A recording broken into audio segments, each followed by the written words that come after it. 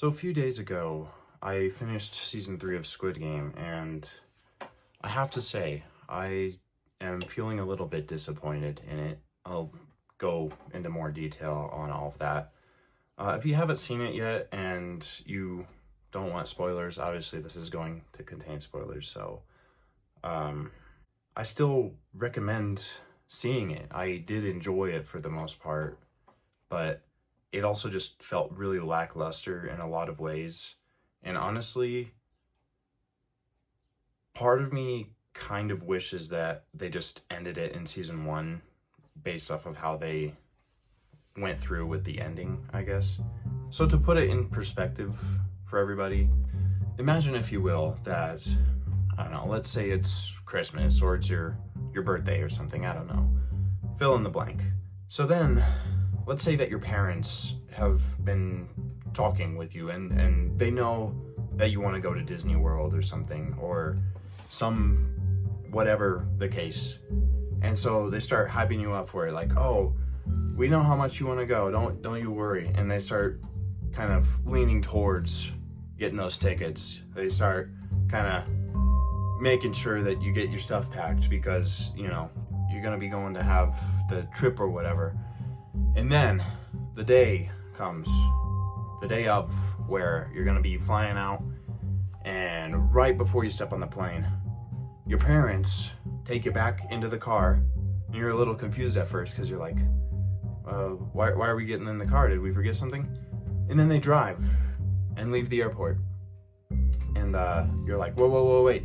What about the flight? What about the trip? And they just don't say anything. They take you home, and you're furious with them. What was the point of all that? Why did you get my hopes up? Why did you take me all the way out here for what?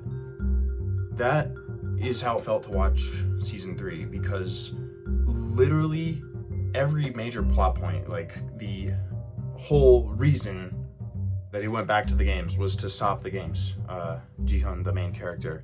And then on top of that, you have the detective, where it's like, I don't know who's the most useless person there in the show, but he is absolutely at the top of the list. And it's like, if you were to remove the detective from the show, not only would it not change anything, in all actuality, I feel like it would make more sense, because then it's like, why? I'm a little bit frustrated, I'm not gonna lie. So Squid Game, it was and still is, honestly, one of my favorite franchises. Like, I was a little hesitant at first. I kind of tend to do that with anything that's considered popular. An example of this, I guess, might be Breaking Bad. I was a little young when it was airing, so I didn't really watch it then. But even when it came out on Netflix or whatnot, I still took a very long time to even begin watching it, just because everybody's hyping it up, and I'm like, it can't be that good. And I'll admit, in a lot of ways, it was pretty good. There were still some things. That's an entirely different topic for an entirely different video. But Squid Game, it was like, when I cracked that thing open, it was like, what have I been missing out on? It was like Squidward going into the patty vault in SpongeBob. It was like, I wasted so much time putting that show off because it was immaculate. And the cliffhanger, it left off on such a cliffhanger in season 1. You can tell it's setting up something great, like this big grand story. And then season 2 comes out. When that happened, the entire time I was on the edge of my seat, because it was like, oh man, like this is crazy. Because then you have the main character, and it's like, oh, he's back in the games, and they found out he had a tracker, and so now he's like completely shut off, so now he has to play through the games again. All the while, you think that at some point it's gonna be like neck and neck, where it's like at the last possible moment, the detective is gonna find the island and rescue them. Then there's this riot scene in season 2, and the entire time you feel like you have to hold your breath, because you just can't wait to find out what happens. You're like, oh my gosh, this is the craziest thing ever. You just get so invested in the characters. So here's the tricky part. In a lot of ways, I still think season 2 was a little lacking comparatively to season 1. The reason being, I just feel like there was a certain sense of involvement and suspense that season 1 just delivered perfectly. Now, that is by no means saying that season 2 was bad in any way. I just feel like the best way to put it is that it was lacking that shock factor in the same way that season 1 had, because you kind of know what to expect after that point. But that's not to say that it makes it any less shocking when stuff actually does happen, because again, the suspense just continues to grow, and you're waiting to see what the payoff is going to be, because you don't know what exactly is going to happen. Now, obviously, since there's a season 3, the little riot that they planned didn't end up working. But then come time season 3, then it's like, you still can't help but wonder, like, okay, well, the plan failed, so now what? Now what's gonna happen? And you keep asking questions, and again, it keeps building on everything from the past couple seasons. And it has all these different side plots going on. It's like, you have the one guard who's trying to rescue, I actually don't know their relation. I think it was not her father, but like somebody related to her, maybe. I don't know exactly the story behind it. I'm pretty sure it was explained. But whoever this person is here, so she is trying to rescue this one player and get him off the island, which in all honesty, it's like, I could give it or take it. It's not the most investing part, but it's still way better than the detective story, because what ends up happening is that the detective, this entire time, now I know what you're gonna say, okay? The Captain Park, I think is his name, he was in with the games. He was like one of the players or the guards or something, and so he was sabotaging them. Obviously, that's why they didn't find the island. I get it. But at the same time, all that was for nothing, because when they do find the island, when they finally get there, it blows up. They have a timer for 30 minutes, and it's like, oh, great, the Coast Guard is here. What are they going to do? Watch the fireworks go? It's like, oh, awesome. Guess what? The VIPs, they got off scot-free. Nothing changed in the end. That's what really just... Why? For 3 straight seasons, you're like waiting and waiting for the moment where the final nail is driven into the coffin and the VIPs get taken down, the games are abolished, or something happens. But in the end, literally nothing changes.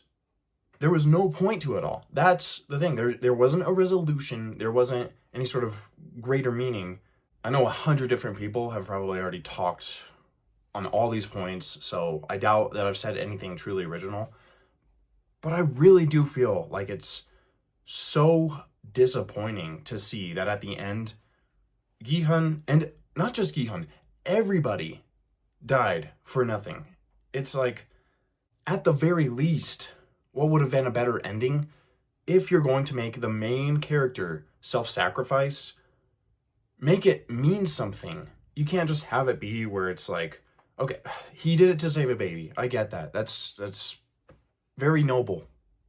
But at the same time, you're telling me that he died for this baby. He died for this baby that he'd known for like, I don't know, a couple days maybe. And yes, it's a baby. It doesn't deserve to die. I get that. Totally get that.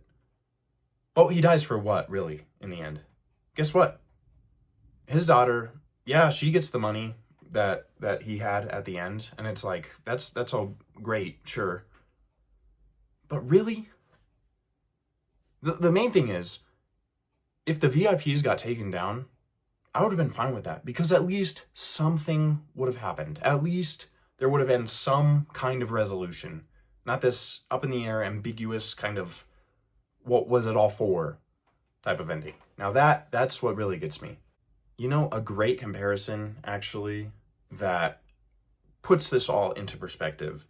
For those of you who have seen Attack on Titan, the ending of that is sort of a bittersweet kind of moment where it's kind of revealed that the entire thing has been set up by the protagonist, Eren Yeager, and basically what ends up happening is he sacrifices himself for his friends. Now, just imagine for a moment.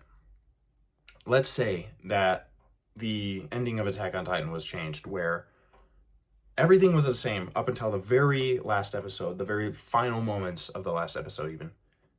And basically, let's say that everything goes south, and not only does Eren end up dying, but he dies, and then all of his friends are executed because they knew him or something. Something stupid like that. They're just like, are you kidding me? So this entire time, he did all that, he set up everything, and at the end, he died for nothing. Now that is the exact feeling that it felt watching Squid Game Season 3. I would have preferred if they just stopped it and left it up in the air at Season 1. And in all honesty, if they just stopped it at Season 2 even, that would still be a better ending, in my opinion, than Season 3, where it's just like, nothing really changed. And I get that there's some deeper meaning, sure. Here's my big issue. No matter how realistic an ending might be, you don't watch shows for them to be realistic. You watch them because they're supposed to be stories that are entertaining and engaging and investing, because you want to know how it's all going to end. And when it resolves the ending of a show by leaving it up in the air like, oh, well, nothing really happened in the end, it's just kind of up for interpretation. No. Sometimes it can be done. I'm not saying that no piece of media has ever been able to pull that off. But in this case, in Squid Game's case, it was building on every single episode, every single season, up to something grand. And then there's just nothing at the end. Overall, I still did really enjoy Season 3. And I have to say, Squid Game as a whole, as a series, it's still one of the greatest works, or at least my personal favorite. It's up there with my favorites, I should say. But after that, I just got left feeling like, well, what's it all for? And even if they reboot it at some point, I know there's the discussion on the USA version or whatnot, it doesn't matter, because you were invested with the group that you were following in that story. Honestly, it's like, no matter what they do with it in the future, it just kind of feels like there's just a bad taste left in your mouth after all that. And I know ultimately there's a lot of things that just don't make sense. Like, for example, I saw a meme, I guess. It was like, so the detective, he's talking to Jihan, or like it has the text, and it's like, oh, by the way, my brother, he's the front man. And so, here's a picture of him. And then when Jihan goes into the games and sees player 1, then he would be like, oh, you're not player 1, you're the front man. And then it's like, that could have solved a lot of trouble, I guess. So I don't know. I'm sure there's a lot more that I could probably go on and on about. And again, it's probably been talked about way too much already as is. So if I sat here, I could come up with 1,000 more reasons or 1,000 more details that I would have changed. But overall, I just feel kind of, I guess, betrayed might work. I feel like my investment was betrayed. It feels like I'm just left craving more, and there's nothing there to fill that void anymore. It's just kind of a huge disappointment. But those are my thoughts on that.